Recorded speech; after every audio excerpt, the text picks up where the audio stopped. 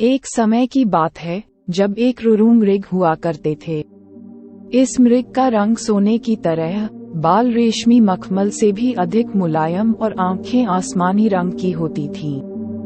रुरु मृग किसी के भी मन को मोह लेता था।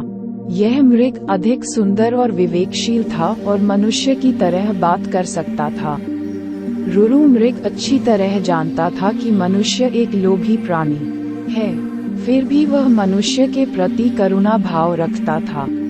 एक दिन रुरु मृग जंगल में सैर कर रहा था, लेकिन तभी वह किसी मनुष्य के चिल्लाने की आवाज सुनता है। जब वह मौके पर पहुंचता है तो उसे नदी की धारा में एक आदमी बहता हुआ नजर आता है। ये देखकर मृग उसे बचाने के लिए नदी में कूद पड़ता है और डूबते व्यक्ति को उसके पैर पकड़ने की सलाह देता है, लेकिन वह व्यक्ति उसके पैर पकड़कर मृग के ऊपर ही बैठ जाता है। अगर मृग चाहता तो उसे गिराकर पानी से बाहर आ सकता था, लेकिन उसने ऐसा नहीं किया। वह स्वयं तकलीफ सहकर उस व्यक्ति को किनारे तक ले आता है। बाहर आते ही व्यक्ति मृग को धन्यवाद कहता है, तो इस पर मृग कहता है, अगर तुम मुझे सच में धन्यवाद करना चाहते हो तो किसी को यह मत बताना कि तुम्हें एक स्वर्ण मृग ने डूबने से बताया है। मृग ने उसे कहा, अगर मनुष्य मेरे बारे में जानेंगे तो वे मेरा शिकार करने की कोशिश करेंगे। ये कहकर रुरु मृग जंगल में चला जाता है। कुछ समय बाद उस राज्य की रानी एक सपना देखती है, जिसमें उसे रुरु मृग दिखाई देता है।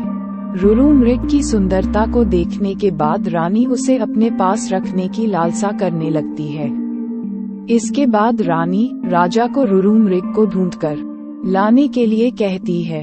राजा बिना देरी किए नगर में ढिंढोरा पिटवा देता है कि जो कोई भी रुरु मृग को ढूंढने में मदद करेगा उसे एक गांव और 10 सुंदर युवतियां इनाम में दी जाएंगी।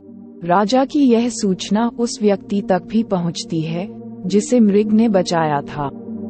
वह व्यक्ति बिना समय गंवाए राजा के दरबार में पहुंच जाता है और रुरु मृग के बारे में राजा को बताता है।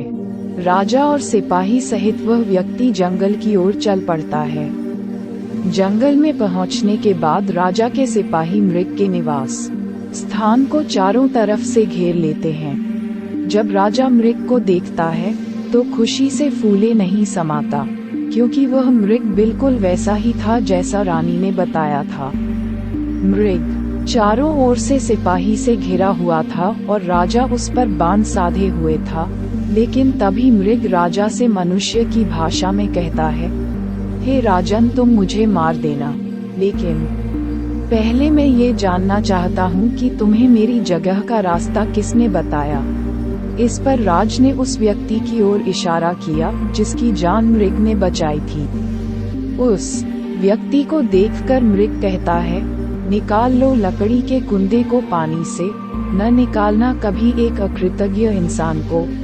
जब राजा ने मृग से इन शब्दों का मतलब पूछा तो मृग ने बताया कि उसने इस व्यक्ति को डूबने से बचाया था। मृग की बातें सुनकर राजा के अंदर की इंसानियत जाग गई। उसे खुद पर शर्म आने लगी और क्रोध में उस व्यक्ति की ओर तीर का निशान कर दिया। ये देखकर मृग ने राजा से उस व्यक्ति को न मारने की प्रार्थना की। मृग की दया भावना देखकर राजा ने उसे अपने राज्य में